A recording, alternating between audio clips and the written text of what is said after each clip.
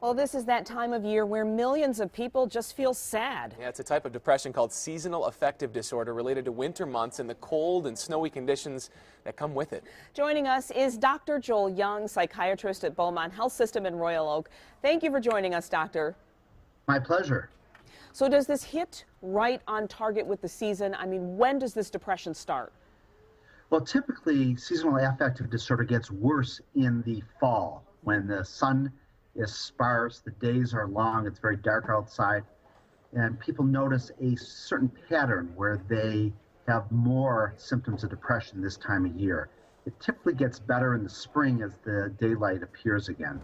So I'm generally not happy when there are clouds out and outside, and it's never great when it's around winter time. But for the people that are actually diagnosed, what are the symptoms for this?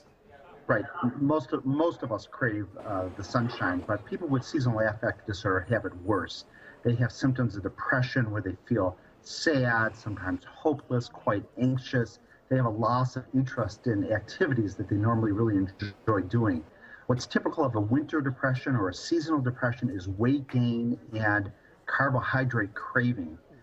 People also notice with seasonal affective disorder that they have difficulty concentrating. So those are the core symptoms of seasonal affective disorder. It's pretty unpleasant. And doctor, because it is seasonal, does that mean we should seek medical attention, maybe medication, or is this a waited out kind of disorder? Well, it can be impairing, and it can cause really a significant amount of suffering to feel depressed and hopeless. For those of us who haven't had that experience, it's really bleak and unpleasant. And there are some real good treatments that we can do. Light treatment can be helpful. This is a non-invasive treatment. These are readily available. People bathe themselves in synthesized sunlight, about 2,500 lux per day in the morning. Sometimes antidepressants are necessary, particularly for people who have a history of depressive episodes. Does warm weather, does the spring really help and be the ultimate cure to this? Well, certainly people get better in the spring, and they notice an alleviation of their symptoms.